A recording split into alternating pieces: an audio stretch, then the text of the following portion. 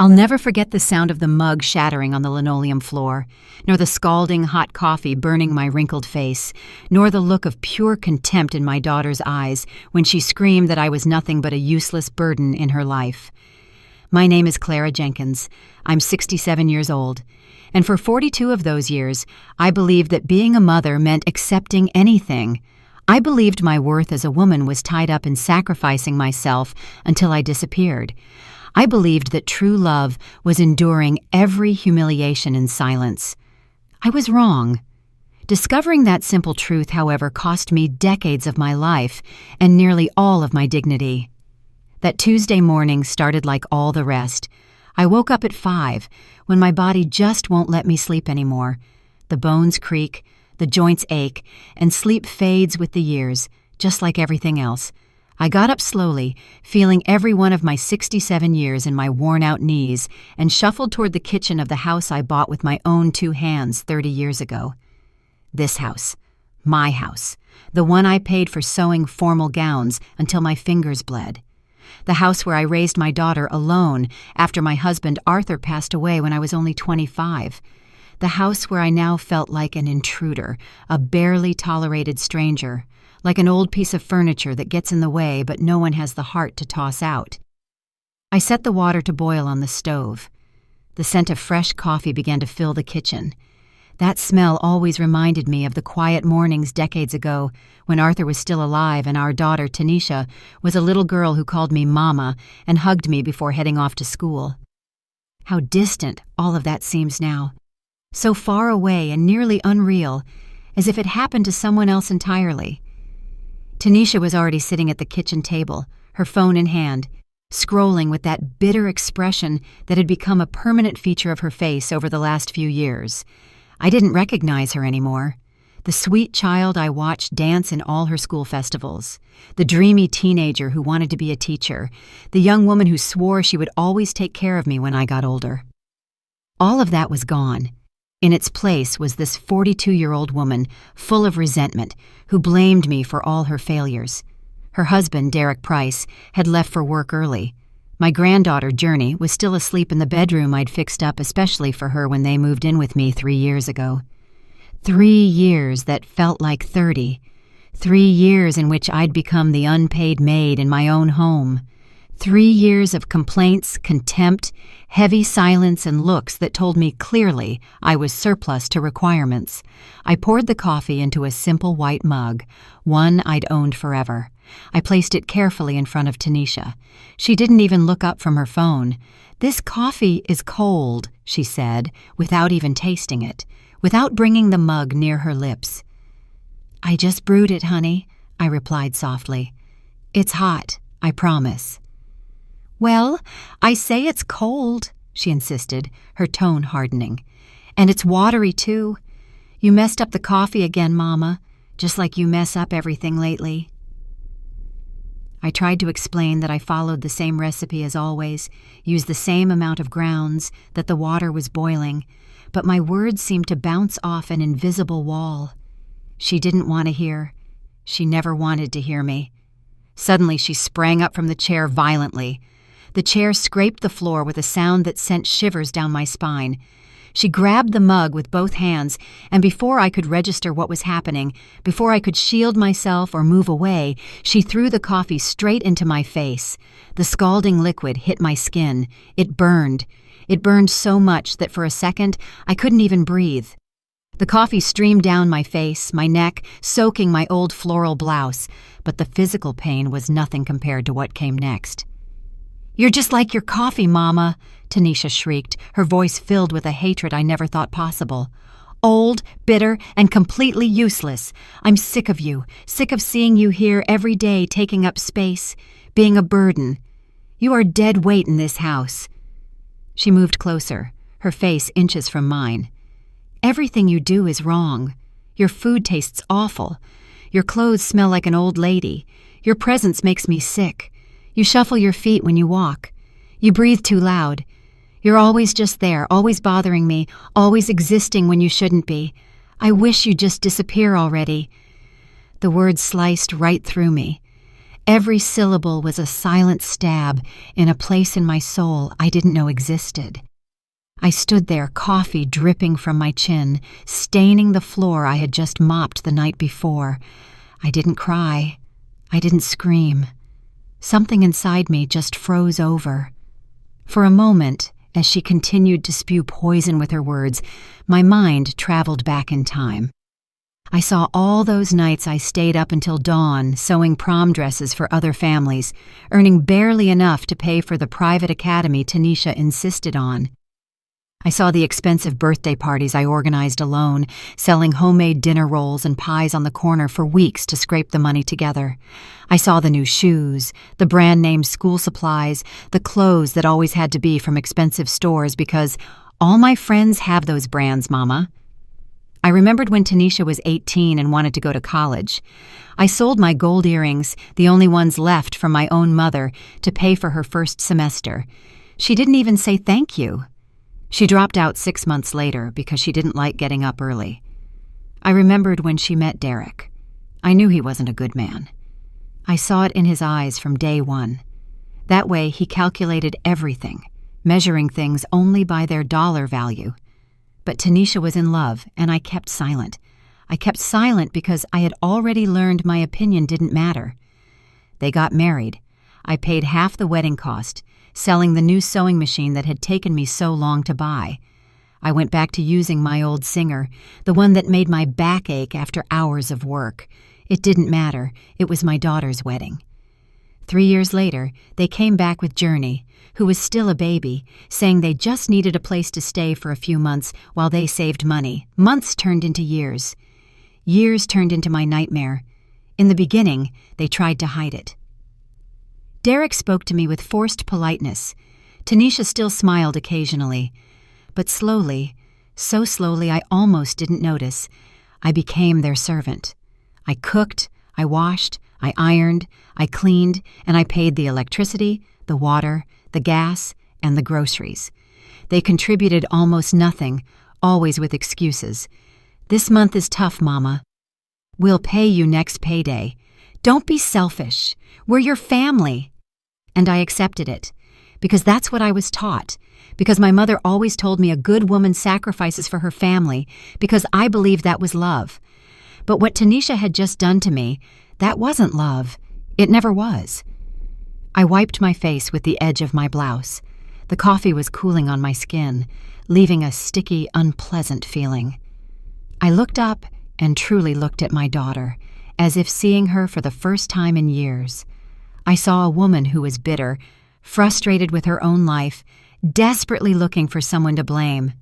I saw someone who had never learned that decisions have consequences, because I was always there to rescue her, to pay for her mistakes, to be her safety net. I saw the person my little girl had become, and I didn't like what I saw. Something inside me clicked, like an old thread that has been stretched too far finally snapping, like a rusty door that finally gives way after years of pushing, like waking up from a long, confusing dream and finally seeing things clearly. I walked slowly toward the living room door. My legs were shaking, but each step was firm. I opened the door wide. The morning sun poured in like a spotlight, illuminating the entryway. I turned to Tanisha and spoke in a voice I didn't recognize as my own, so calm it was frightening. "Get out!" She blinked, confused. "What did you say?" "I said get out. Pack your things and leave my house now." Tanisha laughed. It was a nervous, disbelieving laugh. "You're crazy. I live here." "This house," I said, and every word came out solid, heavy, and final, "is in my name. It always has been. I bought it with my labor, with my hands, with my sweat, and I want you out of it right now." "You can't do this. I'm your daughter." "You are my daughter," I replied. "But you stopped treating me like your mother a long time ago. You turned me into your enemy, your maid, the target of all your frustration. Well, it's over." "Derek will be back, and we'll sort this out. You'll see." "Derek has to go too. When he arrives, I'll tell him the same thing. You don't have the right to be here. You don't have the right to treat me the way you did." Tanisha went pale. For the first time in years, I saw fear in her eyes, real fear that I was serious. "Mama, I was angry. I didn't mean—" "Yes, you did," I interrupted. "You meant every word, and you've probably been thinking them for a long time. Now you have to live with that, but not here, not in my house, not in my presence." "And Journey? You're going to kick out your granddaughter too?" "Journey can stay if she wants, but you and Derek are leaving. You have until he gets home to pack what's yours. The rest stays here because I paid for it." "You're a cruel, selfish old woman." "Maybe," I accepted. "Or maybe I'm finally learning not to let myself be treated like trash in my own home." Tanisha stomped up the stairs. I heard her violently throwing things into suitcases and slamming drawers. Journey woke up from the noise and came out of her room in pajamas, rubbing her eyes. "Grandma, what's going on?" I walked over to my 15-year-old granddaughter and stroked her hair. "Your mother and father are going to leave, baby, but you can stay if you want to." "Why are they leaving?" I didn't lie to her. Children can sense lies. They feel it in the air. "Because your mother treated me very badly, Journey.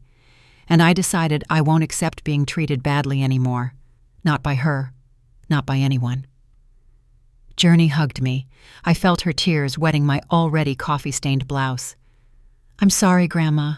I saw how she talked to you. I saw how they treated you. I always wanted to say something, but I was scared." "It's not your fault, my love. It never was." Tanisha came downstairs half an hour later with 2 poorly closed suitcases and a red face from crying. But they weren't tears of sadness. They were tears of rage, of helplessness, of frustration that her controlled world was crumbling. "This isn't over," she threatened from the doorway. "I'm calling lawyers. This house should be mine too." "Talk to whoever you like," I replied. "The paperwork is clear. The house is mine. I bought it alone in 1995, before you were even married. You have no legal claim to it. You'll pay for this." "I've already paid enough, Tanisha. I paid with 42 years of my life, with my youth, with my dreams, with my health. I don't owe you anything else." She slammed the door shut so hard the windows rattled. Journey and I stayed in silence, listening to her footsteps fade down the street. "Are they really just going to leave like that?" my granddaughter asked. "Yes, my love, they really can, and they really are." The next few hours passed in a kind of fog. I cleaned the coffee off the floor. I washed my face with cold water. I felt the burns on my skin, slight but present, physical reminders of what had happened. Derek arrived around noon. He walked into the house with that entitled attitude he always had, as if my home belonged to him. "Where's Tanisha?" he asked, looking around. "She left, and you have to leave too." He let out a mocking laugh. "What did you say, mother-in-law?" I said, "Get out. This is my house. It was never yours. I want you to take your things and get lost." His expression changed. The mask of forced kindness dropped, revealing the real Derek I always knew existed. "You've lost your mind, Clara. I live here. I have rights." "You have no rights. Check the papers if you want. This house is in my name, bought with my money before you were ever in my daughter's life. You didn't pay a dime toward this property." "Tanisha is going to hear about this." "She's heard me already. You've all heard enough from me. Now it's my turn to speak, and what I'm saying is that you need to go." He took a step toward me, trying to intimidate me with his height and presence, but something in my gaze stopped him. Maybe he saw that I had nothing left to lose. Maybe he saw that 42 years of holding back had ended in one quick blow. He turned, trudged heavily up the stairs, and came down 20 minutes later with a suitcase and a duffel bag. "This isn't over, Clara. You'll see. Whatever is going to happen will happen, but not here, not in my house, not in front of me." He left without saying goodbye to Journey, who was watching everything from the staircase. When the door closed, my granddaughter ran down and hugged me tight. "What happens now, Grandma?" "Now, we live in peace, baby. For the first time in a long time, we live in peace." That night, after Journey had gone to sleep, I sat in the dark living room. The house was quiet, but it was a different kind of quiet. It wasn't the heavy, tense silence of before, when I tiptoed around so as not to bother anyone. It was a clean, empty silence, full of possibilities. I touched my face where the coffee had burned me. The skin was sensitive, but it wasn't serious. It would heal in a few days. The other wounds, the invisible ones, those would take longer. But they would heal too. I had to believe it. My phone rang. It was Tanisha. I let it ring until it gave up. She called again and again and one more time. I didn't answer any of the calls. The next day, the text started, "Mama, let's talk. You're overreacting. I'm coming back, and we're going to fix this. You can't do this to me." I didn't respond to any of them. On the third day, Derek came back. He pounded on the door, shouting that he would sue me, that he knew lawyers, that he was going to take the house. I called the police. They arrived, asked for his ID, and explained that he was on private property without the owner's authorization. They drove him away with a warning. He didn't come back after that. Journey stayed with me for a week, but Tanisha's pressure was too much. The girl cried every time her mother called, begging her to come home. Finally, she packed her things one rainy afternoon. "Grandma, I don't want to leave you, but Mama says if I don't come back, she won't let me see you again." "It's okay, my love," I said, hugging her tight. "I understand. And when you turn 18, when you're an adult, you can come whenever you want. No one can stop you. I'll wait. Promise me you won't forget me." "I could never forget you, Journey. You are the light of my life. You always were." She left crying. I closed the door, and for the first time in days, I allowed myself to cry too. I cried for my granddaughter. I cried for the daughter I lost years ago, even though she was still alive. I cried for all the wasted years. I cried for the woman I used to be, who let herself be treated that way. But when I finished crying, I wiped my tears. I looked at myself in the entryway mirror. I saw a 67-year-old woman with deep wrinkles, dark circles under her eyes, and gray hair. But I also saw something else. I saw strength. I saw dignity. I saw someone who had finally said enough. And in that moment, I knew this was just the beginning, that my life was about to change in ways I couldn't even imagine yet. What they didn't know, what Tanisha and Derek couldn't even suspect, was that my plans went far beyond simply kicking them out of my house.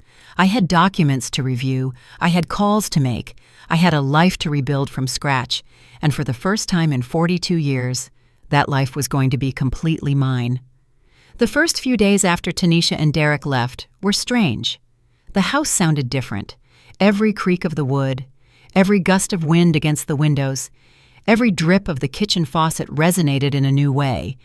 It was as if the house itself was finally breathing after years of holding its breath.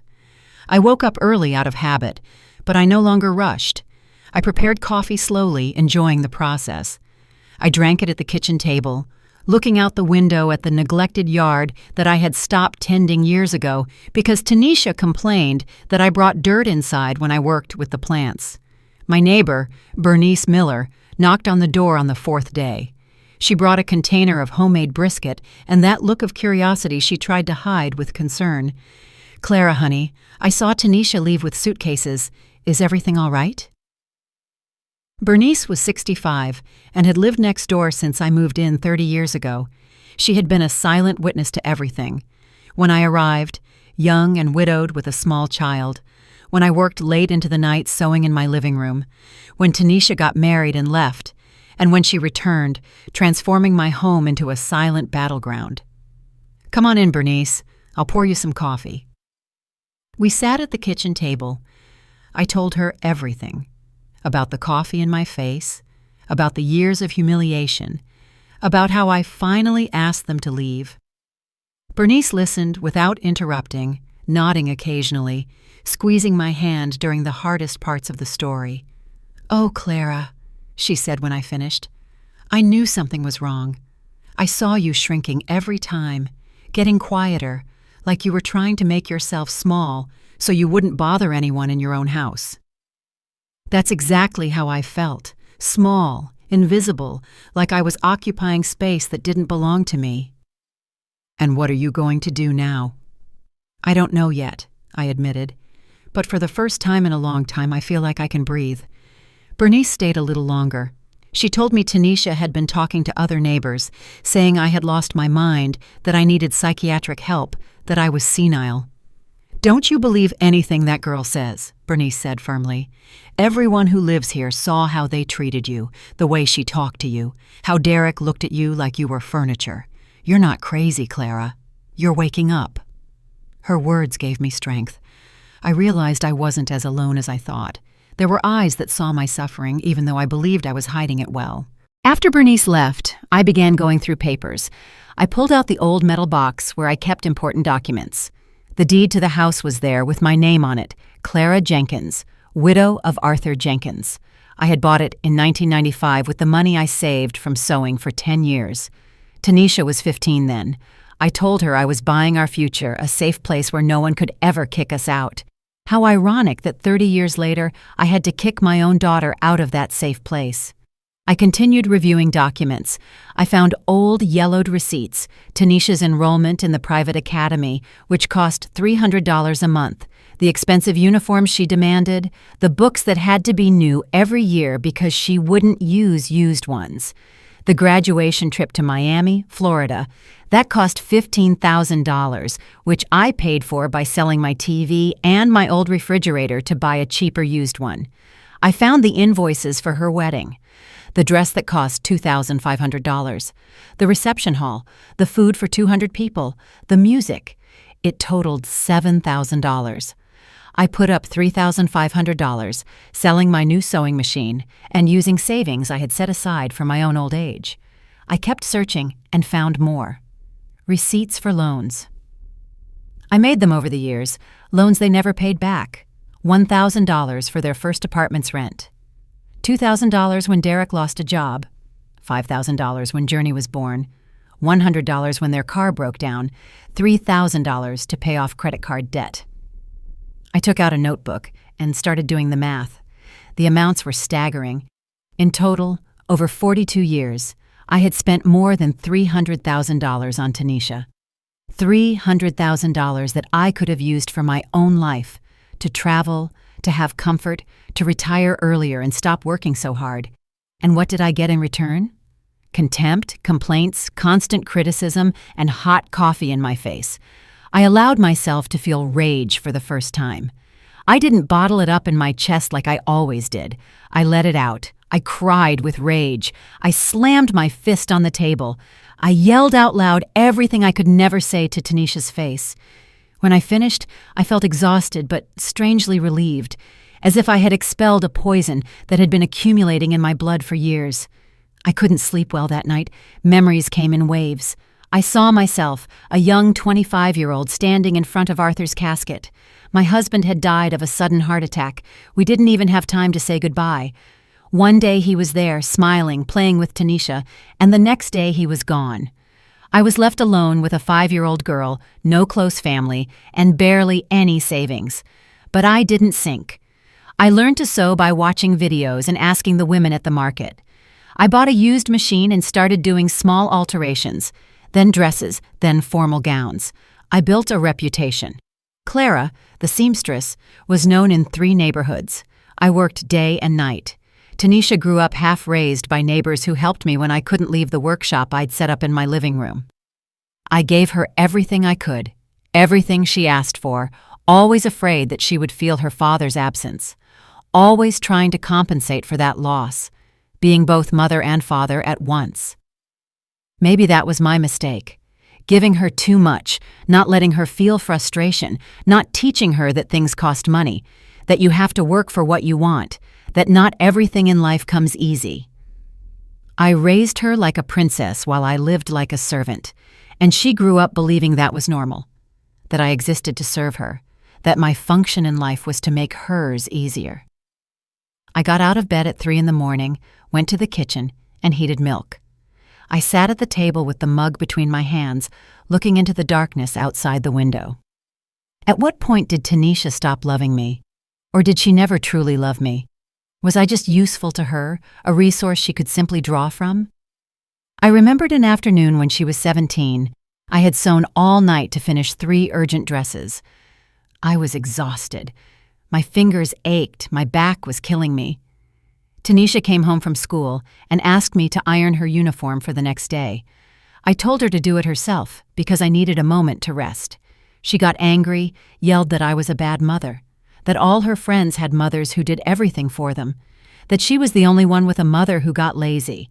I ended up ironing her uniform, of course, and apologizing for wanting to rest. That pattern repeated for years. I would give in. She would demand more. I would apologize for existing. She would make me feel like I was in the way.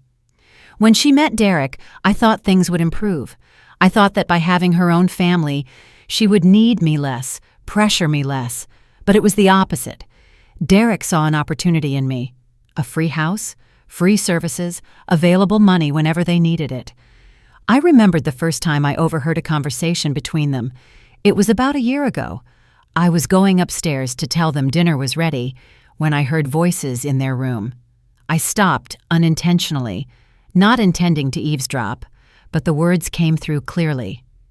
"When the old lady dies," Derek was saying, "this house will be yours. We can sell it or rent it out. It's a good property." "Don't talk like that," Tanisha replied, but without real conviction. "She's my mother. She's a mother who's lived her life. We're just starting. We deserve this house more than her. We're young. We have plans. She's just taking up space." "Sometimes I wish she would just leave," Tanisha said, and those words hit me harder than anything. "Go to a nursing home or something. But if we kick her out, people will talk. They'll say we're bad children." "Then we have to make her want to leave on her own," Derek suggested. "Make her life miserable. Little by little, she'll decide to go herself." I backed away from the door without making a sound. I went down the stairs as if in a trance. I didn't tell them dinner was ready. I locked myself in my room and cried in silence, stuffing my mouth with a pillow so they wouldn't hear me. Now, sitting in my kitchen at 3 a.m, I wondered why I didn't leave that very day. Why did I put up with another year of humiliation after hearing that? Why did I continue cooking for them, cleaning for them, paying their bills? The answer was simple and sad, because I didn't know I deserved better. Because I believed that's what mothers did. Endure, sacrifice, and slowly disappear until they were nothing. But not anymore. That cycle had been broken that morning when the coffee burned my face, and something inside me finally woke up. I spent the next few days reorganizing the house. I cleaned the room Tanisha and Derek had used. I found things they had left behind. Old clothes, unimportant papers, some broken objects. Everything went into the trash. In a closet drawer, I found a hidden envelope. I opened it. Inside were photographs of my house's contents, my television, my stove, the living room furniture, even my jewelry, the few pieces I had left. Each photo had a handwritten note with a price. They were appraising my belongings. A chill ran down my spine. Why did they need this? Were they planning to sell my things? Or was it an inventory for when I was gone? I kept the photographs as evidence. I didn't know of what exactly, but I felt they might be important. I also found a folder of documents hidden among old books. They were attempts by Derek to get loans using my address as his residence, attempts to take out credit cards using my house as collateral. None had been approved because he wasn't the owner, but the fact that he tried filled me with outrage. This man had been trying to leverage my property without my knowledge, my home that I had worked 10 years for, my legacy, my security. I called Bernice and showed her the documents. "Oh, Clara, this is serious. You should report him." "I don't want legal trouble," I said. "I just want them to leave me alone. But I am going to take this to a lawyer to get it registered, in case they try anything worse." Bernice recommended her nephew, Attorney Charles Davis. I called him, and he gave me an appointment that same week. Attorney Davis was a serious man in his mid-40s. He listened to my entire story without interruption, taking occasional notes. When I finished, he nodded slowly. "Ms. Jenkins, you did the right thing by removing them from your house. What your son-in-law attempted could be considered attempted fraud. These documents are proof of that. I don't want to get into legal battles, I explained. I just want to protect myself. I understand. We'll do several things. First, a new will where you clearly specify your wishes. Second, a notarized document making it clear that your daughter and son-in-law have no claim to your property. Third, we will record these attempts at fraud in case you need to defend yourself in the future. Can I leave everything to my granddaughter? Of course. We can create a trust where Journey receives the inheritance when she turns 25, with a trustee to manage the assets until then. That's what I want to do. Over the next few weeks, I worked with Attorney Davis on all the paperwork. I signed documents, gave declarations, and organized my will. For the first time in my life, I felt like I had control over my future and over what would happen to my things when I was gone. I also made other decisions. I went to the bank and closed all the authorizations Tanisha had on my accounts. I discovered she had been withdrawing money regularly, small amounts that I didn't notice but which added up to several thousand a year. The bank executive showed me the transactions. Look, Ms. Jenkins, here are withdrawals every week. $50, $30, $80. I did the math. Over the last 3 years, Tanisha had taken approximately $5,000 from my account without my explicit knowledge. I had authorized her access, thinking it was for emergencies, for house purchases we shared, not to systematically rob me. I want to close her access immediately, I told the executive. Of course, I just need you to sign here. I signed. It felt like I was cutting an umbilical cord that should have been severed decades ago. I also canceled the supplementary credit card Tanisha had on my account. It was in my name, my responsibility, but she used it freely, never paying the bill. I always paid everything, always with the excuse that this month is tough, or I'll pay you back next payday. 3 days after canceling everything, my phone rang. It was Tanisha. I let it ring. She called again and again. On the 5th attempt, I answered. "What did you do, Mama?" she yelled from the other end of the line. "My card doesn't work. I was humiliated at the grocery store in front of everyone." "I canceled your card. It was mine. It was in my name." "You can't do that. I have expenses. I have to buy groceries. And I had expenses for 42 years, alone with no help. It's time you learn to live on your own resources. You're a terrible, miserable old woman." "Maybe," I replied calmly, "but I'm a miserable old woman with my money in my account and my peace in my house." I hung up. The phone immediately rang again. I turned it off. That night, Journey appeared at my door. She was alone. She had run away from the apartment Derek and Tanisha had rented. Her eyes were red from crying. "Grandma, can I come in?" I hugged her tight and let her in. I made her chamomile tea like when she was little. We sat on the living room sofa. "Mama won't stop talking bad about you," Journey said. "She says you went crazy, that you're cruel, that you abandoned us." "What do you think?" I asked her. Journey took a sip of tea before answering. "I think Mama always treated you badly, and you never said anything. I saw it, Grandma. I saw how she talked to you, how she asked for things without saying please or thank you, how Dad looked at you like you were invisible. It made me so angry, but I was a coward. I never said anything. I was afraid they would get mad at me, too." "You're not a coward, my love. You're a child. It wasn't your responsibility to defend me. But I could have. I could have said something. Anything. You're here now. That's a lot." Journey stayed the night. The next morning, before she left, I gave her my new phone number written on a piece of paper. "This is my private number," I told her. "Don't give it to your mother or father. It's just for you and me. You can call me whenever you want, at any hour." "Promise me you won't disappear?" she asked in a small voice. "I promise I'll always be there for you, Journey. Always. But my days of being available to your mother and father are over. Do you understand?" "Yes, Grandma, I understand." I watched her leave with a tight heart, but knowing it was for the best. Journey needed to learn to navigate her own family. I could be her refuge, but I couldn't rescue her from everything. She too had to grow up, make her own decisions, and find her own strength. Weeks turned into months. The house remained silent, but it was a silence I had learned to enjoy. I went back to sewing, but now for pleasure, not out of necessity. I made embroidered tablecloths, decorative pillows, small items that I sold at the craft market on weekends. One afternoon, 3 months after the coffee incident, I was watering the front garden when I saw Tanisha standing outside my gate. She looked different, thinner, more tired, older than her 42 years should have shown. I didn't open the gate. I stayed on the other side, the hose still in my hand. "What do you need, Tanisha?" "I need to talk to you, Mama." "We're talking now. Inside, please."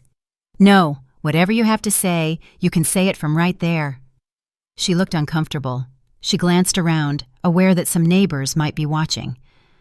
"Mama, I want to apologize. What I did was wrong. The way I treated you was horrible. I'm sorry." Her words sounded rehearsed, as if she had practiced them in front of a mirror. "Are you sorry, or are you sorry that you lost access to my money and my house?" "Both things," she admitted, and at least that was honest. "I'm sorry I treated you badly, but I also need your help. Derek lost his job. We're behind on the rent. We don't have money to eat right." "That is your problem, Tanisha, not mine. I'm your daughter. You are my daughter, but I am a human being before I am your mother, and human beings deserve respect, something you never gave me. I gave you my childhood. I gave you my life. You gave me nothing that I didn't give you first, multiplied by 100. I gave you education, a roof, food, clothing, opportunities. I gave you love when you gave me contempt. I gave you patience when you gave me complaints. I gave you money when you gave me demands, and it was never enough."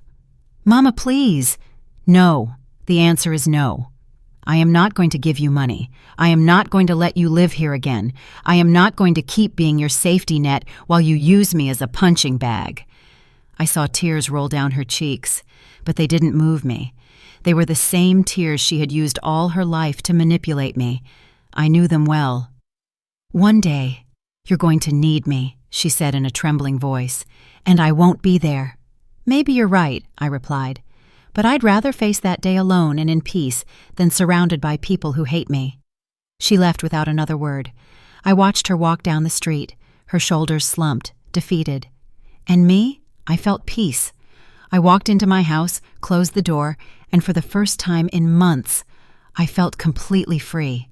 But deep down, I knew this was just the beginning. Bigger decisions were waiting for me, decisions that would change my life forever, and I was ready to make them. I woke up the next morning with a clarity I hadn't felt in decades. It was as if a thick fog that had been covering my mind for years had finally lifted. I could see sharply. I could think precisely.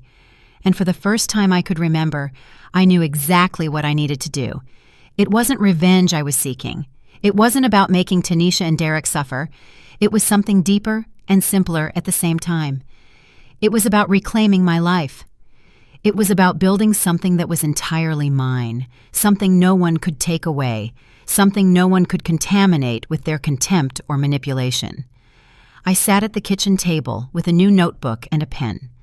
I started making lists, not emotional lists, but practical ones, lists of action, lists of changes, lists of concrete steps toward a different life.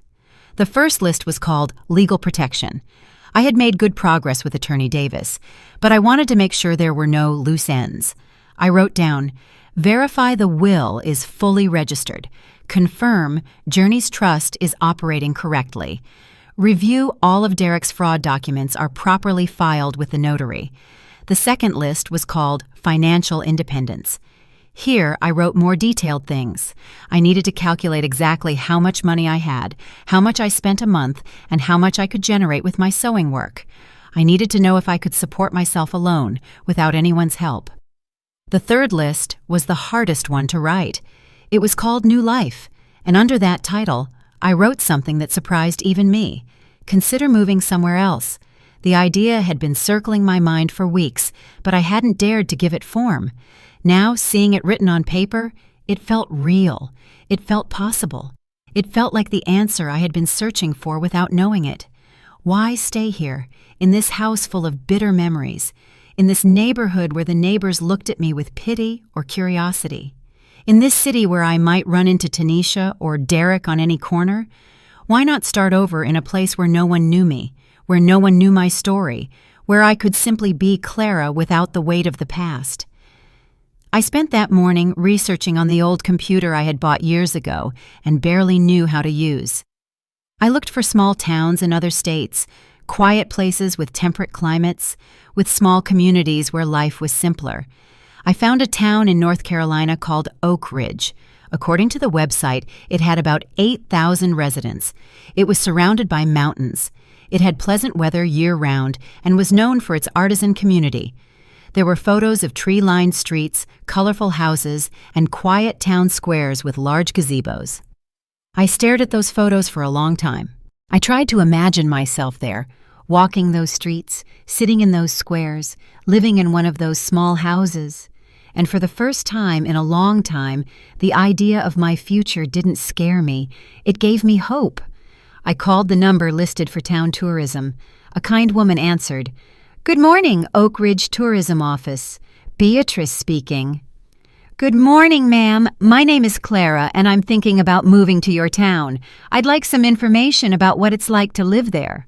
"Oh, that's wonderful," Beatrice replied with genuine enthusiasm. "It's a very peaceful town, Miss Jenkins, very safe. People are friendly.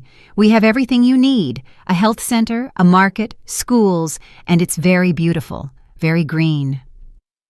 We talked for almost half an hour.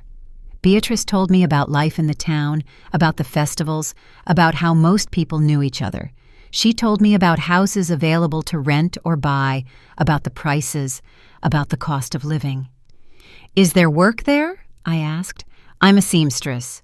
"Perfect. We have a crafts market every Saturday where many women sell their work, and there's always a need for a good seamstress.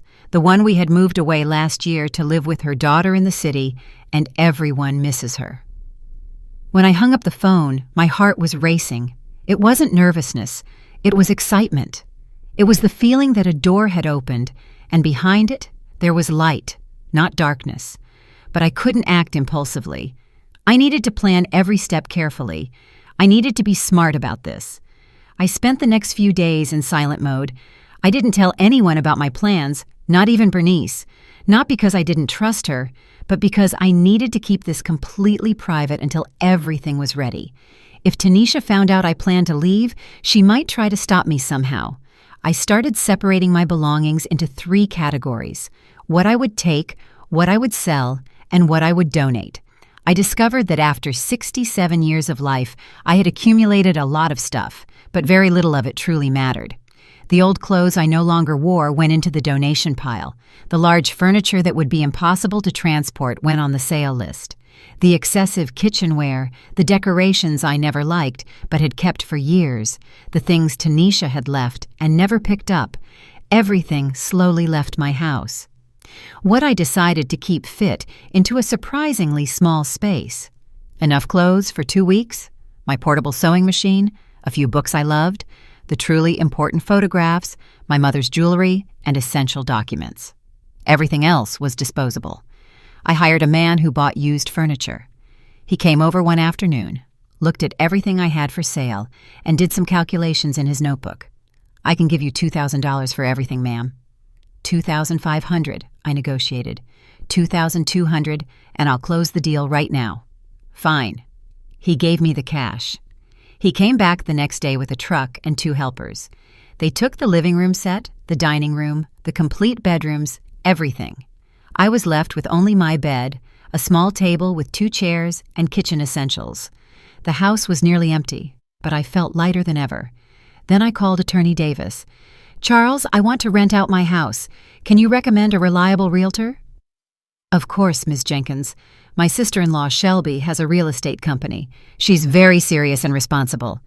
Would you like me to set up an appointment?" "Yes, please. And Charles, there's a special condition. The rent money must be deposited directly into Journey's trust. Not one penny can go into my account or any account Tanisha might have access to. Is that understood? I will prepare the contract that way. 2 days later, I met Shelby, the attorney's sister-in-law. She was a direct, efficient woman in her 50s. She toured the house with a critical eye. "It's a good property, Ms. Jenkins, well located, in good condition. I can easily rent it for $2,000 a month. The market is good right now." "How long do you need to find tenants?" "Give me 2 weeks, 3 at most." "Perfect. Attorney Davis will give you the contract details. It needs to be very specific about where the money is deposited." "No problem. I'll take care of everything." We signed the agreement. Shelby took photos of the house, made an advertisement, and began showing it to potential tenants. I watched everything with a surprising calm. It was as if I were observing someone else's life, not my own. Meanwhile, I continued researching Oak Ridge.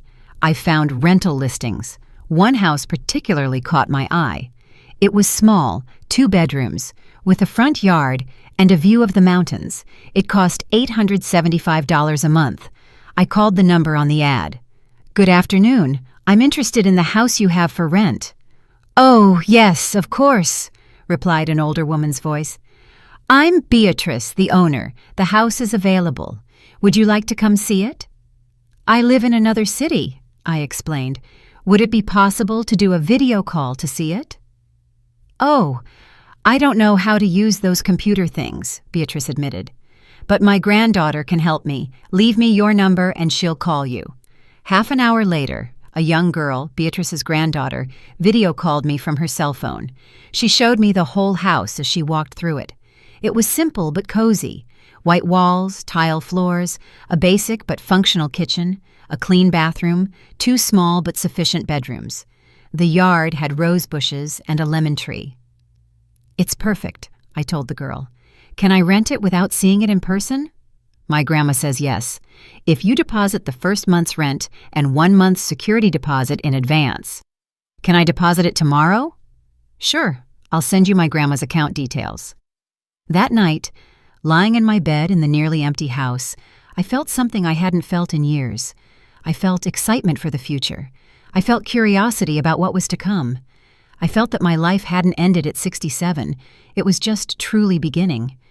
The next day, I went to the bank and made the transfer to Beatrice, $1,750 in total. First month, plus deposit. It was a lot of money, but I had it. I had saved it for years, and now I was finally going to use it for myself, just for me. While making the transaction at the bank, I did a few other things. I opened a new bank account that only I would know about. I transferred the majority of my money into it, leaving only the minimum in the old account. I changed all my passwords. I made sure no one but me had access to anything. I also went to the phone company and bought a new cell phone with a new number. Only 3 people would have that number: Journey, Bernice, and Attorney Davis. No one else. Every action I took made me feel stronger, more in control, more the owner of my destiny. It was as if I were building a fortress around my new life, brick by brick. Bernice came to visit one afternoon and was shocked to see the empty house. "Clara, what did you do? Did you sell everything?" "Yes," I replied simply. "Why?" I looked her in the eyes. She was my only true friend. She deserved to know the truth. "I'm moving, Bernice, to a town far away from here, to start over." I saw tears well up in her eyes. "When?" "In about 2 weeks, as soon as the realtor finds tenants for the house." "And Tanisha, does she know?" "No, and I don't want her to know until I'm gone. That's why I'm asking you not to tell anyone. Please." Bernice hugged me tight. "I won't say a word, but I'm going to miss you so much, friend." "And I'll miss you, but I need to do this. I need to get away from everything that hurt me. I need to find out who I am when I'm not being Tanisha's mother or Derek's victim. I just want to be Clara." "I understand," Bernice said, wiping her tears. "And I think you're very brave." The following week, Shelby called me. "Ms. Jenkins, I found tenants. It's a young couple with a baby, very responsible, good income, impeccable references. They want to sign the lease this week and move in next Monday. Does that work for you?" That sounds perfect. Everything was falling into place, as if the universe were finally conspiring in my favor instead of against me. I began to pack the little I would take. 2 large suitcases and 1 box of fragile items. That was it. 67 years of life fit into 2 suitcases and a box. 3 days before I left, Journey called me on the old cell phone. "Grandma, can I come see you?" "Of course, my love. Come whenever you want." She arrived that afternoon. When she walked in and saw the empty house, she froze at the door. "Grandma, what happened here?" "Sit down, Journey. I need to tell you something." We sat on the only 2 chairs left in the kitchen. I made chamomile tea for both of us and told her everything about my plans to move, about the town in North Carolina, about the house I had rented, about my decision to start over. Journey cried. She cried a lot, but when I explained that she had my new number, that we could talk every day, that when she turned 18 she could come visit me whenever she wanted, she calmed down a bit. "Mama doesn't know, does she? I don't want you to tell her yet. Once I'm settled into my new life, then she can know, but not before. And if she pressures you to tell her, then tell her you don't know, that you came to say goodbye, but I didn't tell you where I was going. That'll be true, because I won't give you my address yet. When you're an adult, then yes." "Why, Grandma?" "Because your mother might pressure you to tell her, and I don't want to put you in that position. It's easier if you truly don't know." Journey understood. She was a smart girl. She knew the situation was complicated and that I was trying to protect her too. "I'm going to miss you so much, Grandma. And I'll miss you, my love. But this isn't goodbye. It's see you later. And we'll be in touch always. I promise." I gave her my new phone number, written on a piece of paper. "Keep it safe and delete this message after you write it down somewhere secure where your mother can't see it. I'll put it in my journal. Mama never reads my journal." We spent the rest of the afternoon together. We cooked something simple. We talked about her school, her dreams, what she wanted to study when she was older. It was a beautiful afternoon, filled with that genuine connection that had always existed between us.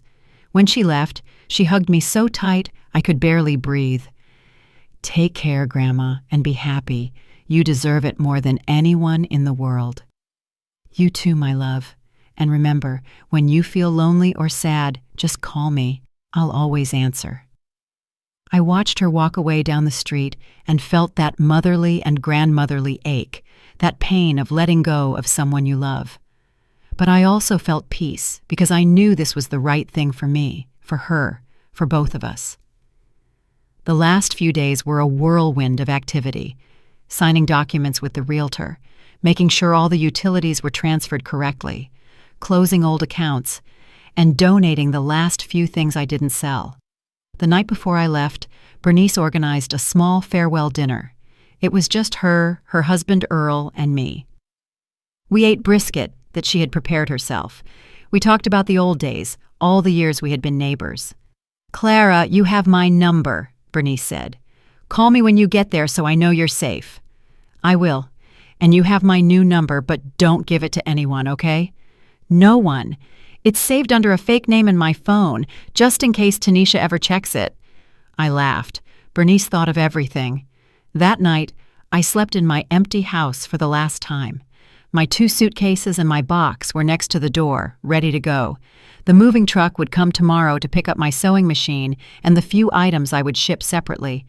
I lay in bed, staring at the ceiling in the dark.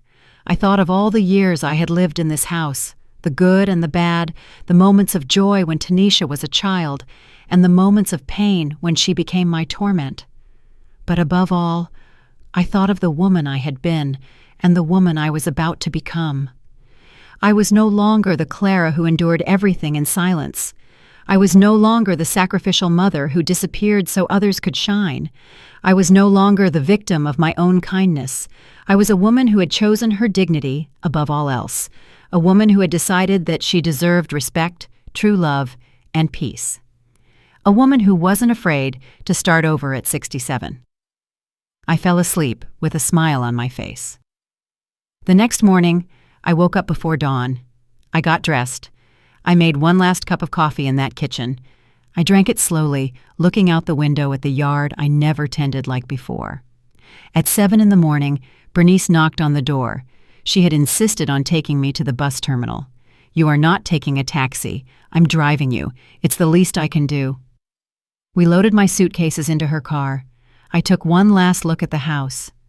I didn't feel nostalgia. I only felt closure, like finishing a good book that has reached its natural end. "Goodbye, house," I whispered. "Thank you for everything." Bernice drove me to the terminal. The ride was silent, but it was a comfortable silence. When we arrived, she helped me take down the suitcases. "Clara, be very happy. You deserve it so much." "Thank you for everything, Bernice, for your friendship, for your support, for not judging me." "I could never judge you, only admire you." We hugged for a long time. Then I grabbed my suitcases and entered the terminal. I bought my ticket, bus to North Carolina, departure at 9 in the morning. The trip would last 6 hours. I sat in the waiting area surrounded by other people who were also traveling toward their own destinations. I looked at my old cell phone one last time. There were messages from Tanisha. Many of them, all variations on the same theme. She needed money. She needed help. She needed me to be her mother again. I turned off the phone. I put it at the bottom of my purse. I would never use it again. I took out my new cell phone. Clean, new, with no history, with only 3 contacts: Journey, Bernice, and Attorney Davis. They announced my bus. I stood up, took my bags, and walked toward the boarding gate. With every step I took, I felt like I was leaving behind not just a place, but an entire life, a life of unacknowledged sacrifice, a life of unrequited love, a life of being less so others could be more. And ahead of me, though I couldn't see it clearly yet, was something new, something mine, something no one could ever take away. I boarded the bus, found my seat by the window, stored my bags, and sat down. The bus pulled away. I watched the city disappear through the window, and with it, 42 years of a life that no longer belonged to me. I closed my eyes and smiled. Clara Jenkins, widow of Arthur Jenkins, had died that morning, and in her place, simply Clara, a free woman, was born. The bus arrived in Oak Ridge, North Carolina, as the sun began to set. 6 hours of travel through winding roads, crossing landscapes that gradually changed from urban to rural, from gray to green, from noisy to silent. I got off the bus with my suitcases, breathing in the fresh mountain air. It was different, cleaner, lighter, as if even the air here didn't carry the weight of the past. Beatrice, the owner of the house I had rented, was waiting for me at the small-town terminal. She was a woman in her 70s, with snow-white hair pulled back in a neat bun and a wide smile that illuminated her wrinkled face. "Are you Ms. Jenkins?" "Yes, I am." "Welcome to Oak Ridge, my dear. Come on, my son-in-law is going to take us to the house." A young man helped us with the suitcases and drove us through tree-lined streets to the house. It was just as it looked in the video call, but better in person. It had a charm the images hadn't captured. The white walls glowed under the setting sun. The rose bushes in the yard were blooming. The lemon tree gave off a fresh aroma. "Here are the keys," Beatrice said, handing them to me. "The house is clean. I left fresh sheets on the beds and some basics in the kitchen. Soap, toilet paper, things like that, so you don't have to rush out to the store today." "Thank you so much, Ms. Beatrice. That is so kind of you." "I live 2 blocks away. Anything you need, you look me up. And tomorrow, if you'd like, I can take you to see the market and the town square so you can get familiar with the area." They left, and I was alone in my new home. I walked slowly through each room, touching the walls, opening the windows, letting the fresh air in. It was small, yes, but it was mine. No one would scream at me here. No one would make me feel like I was in the way. No one would treat me like trash. That first night, I slept soundly, without nightmares, without waking up every hour. It was as if my body finally understood that it was safe. The first few days in Oak Ridge were for exploration and discovery. Beatrice kept her promise and took me to see the town, the Saturday market, where I met other artisans who sold embroidery, hand-woven scarves, and ceramics, the main square with its antique gazebo and benches under the trees, the small church whose bells chimed every hour, the local bakery where they made the most delicious donuts I had tasted in years. The people were genuinely kind, not the forced courtesy of the city, but the real warmth of small communities. "Good morning, ma'am," they would say in passing. "How are you doing this morning?" the neighbors asked. "Welcome to the town," they repeated over and over. I set up my sewing machine in the second bedroom, which I converted into my workshop. I bought fabric at the market. I started making embroidered tablecloths, napkins with floral designs, and decorative pillows. I worked at my own pace, without pressure, just for the pleasure of creating something beautiful. The first Saturday I set up my stall at the crafts market. I sold 3 tablecloths and 5 napkins. It wasn't a lot of money, but it was mine, earned with my hands, without anyone telling me it was insufficient or that I was doing things wrong. 2 weeks after arriving, I called Journey from my new cell phone. "Grandma," she answered, her voice excited. "Hello, my love. How are you?" "Oh, Grandma, I've missed you so much. Where are you? Are you okay?" "I'm doing great, Journey. Better than ever. I'm in a beautiful, quiet town. I have a little house with a garden. I'm sewing again. I'm at peace." "I'm so happy to hear that, Grandma. You sound different. You sound happy." "I am, my love. For the first time in a long time, I am." "Your mother is frantic," Journey said, lowering her voice. "She doesn't know where you are. She went to your house and found other people living there. She was furious. She screamed that you had no right to rent the house without telling her." "That house was always mine, Journey. Always. I decided what to do with it." "I know, Grandma, but Mama won't accept it. She says you'll be back, that this is just a tantrum." "It's not a tantrum. It's a decision, and I'm not coming back." We talked for a while longer. I told her about the town without giving her specific location details. She told me about school, about how Tanisha and Derek were having financial problems without my support. "Mama had to get a job as a cashier at a supermarket," she told me. "She comes home tired every day and just complains. She says you forced her to do this." I didn't feel satisfaction hearing that, but I didn't feel guilt either. Tanisha was experiencing for the first time in her life what it was like to earn a living with real work, what I had done for 42 years. "Journey, your mother will be fine. She's young, she's capable. She just needs to learn what I never taught her, that no one owes you anything in life." Months passed. Autumn gave way to winter, although winter in Oak Ridge was mild, only a little cooler. I developed a routine. I woke up with the sun, made coffee, and ate breakfast slowly in my garden. Then I worked in my workshop, sewing, embroidering, creating. In the afternoons, I walked through the town, greeted the neighbors, and bought what I needed at the market. I spent the evenings reading or simply sitting in my living room enjoying the silence. I made friends, other women my age or older. Elaine, who made ceramics, Margaret, who wove scarves, Ruth, who painted landscapes.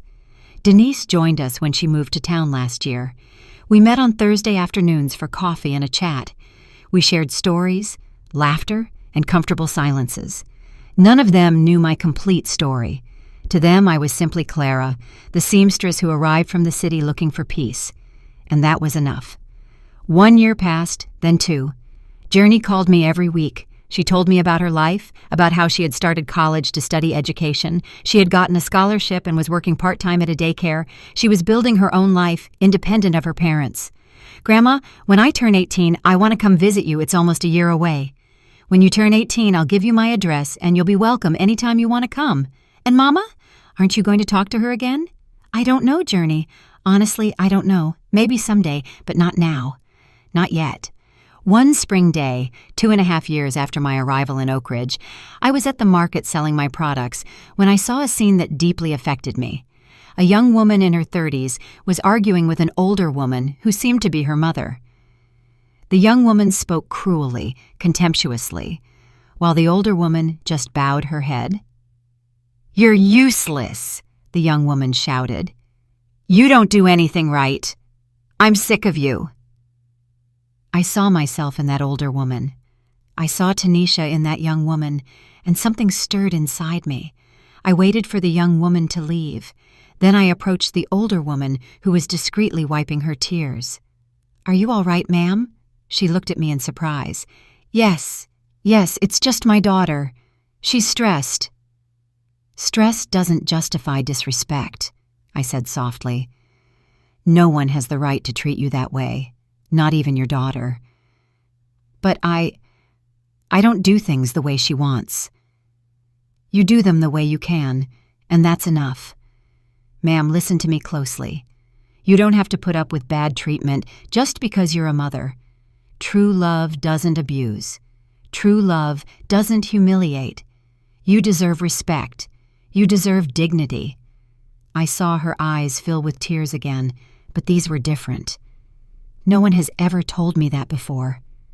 "Well, I'm telling you now, and I hope you remember it." I don't know if my words helped her, but I needed to say them. For her, for the Clara of 3 years ago, for all the women who believe they have to endure everything in silence.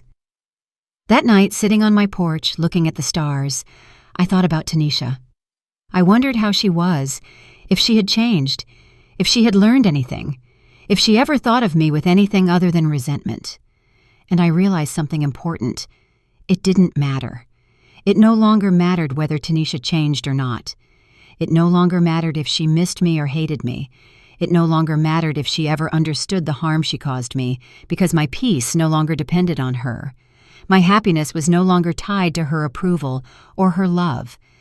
I had built a life that was mine, completely mine, and no one could take it away. I had won something more valuable than revenge or recognition. I had won my freedom. I had regained my dignity. I had found my peace, and that was more than I ever thought I would have. The life I built in Oak Ridge wasn't glamorous. It wasn't perfect, but it was authentic. It was honest. It was mine.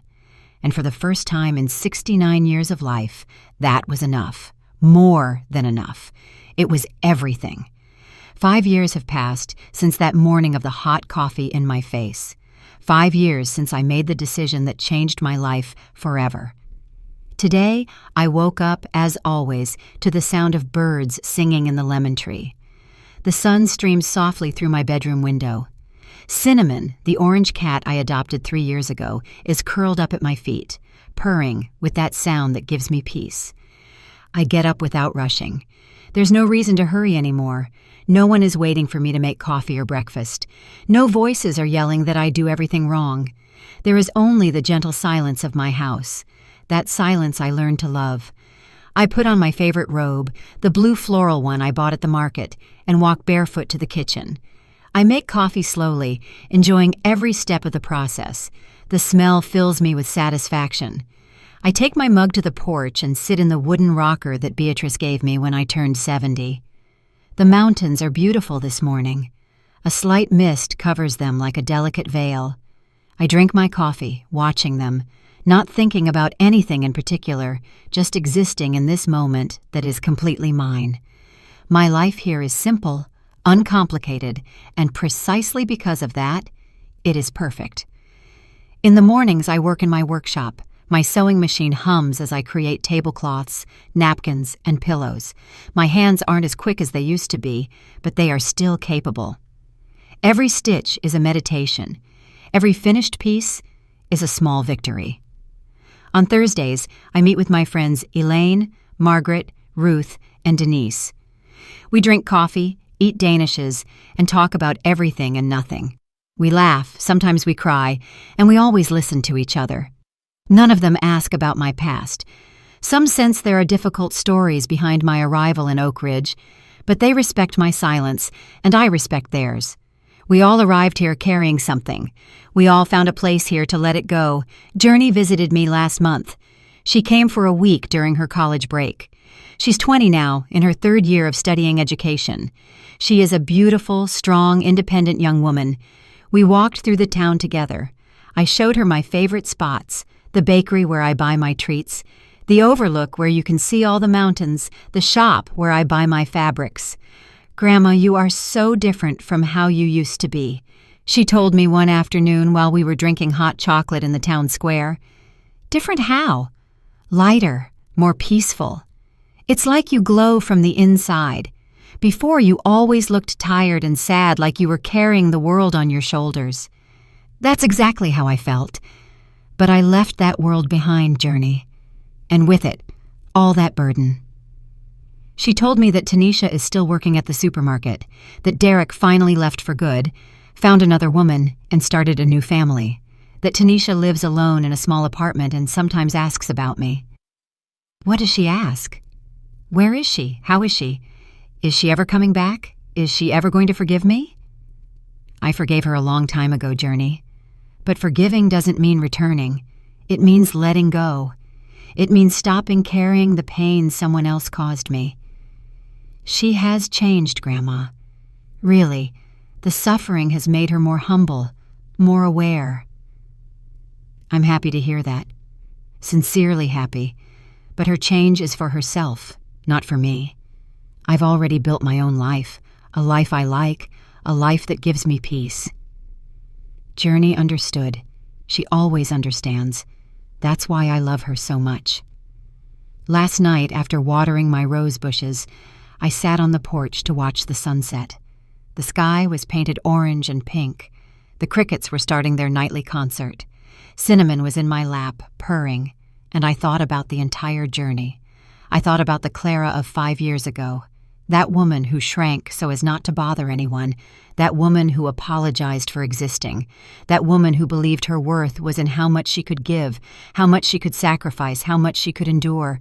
And I looked at the Clara of now, this 72-year-old woman who lives alone and doesn't feel lonely. This woman who works for pleasure, not obligation. This woman who has true friends, not just people who use her. This woman who wakes up every day without fear, without anxiety, without that knot in her stomach. The change wasn't easy. There were nights of tears.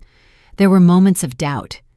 There were days when I wondered if I did the right thing by leaving, by letting go of everything, by breaking that tie that bound me to Tanisha. But every time those doubts came, I only needed to remember that morning, the coffee burning my face, the words like knives, the contempt in my own daughter's eyes.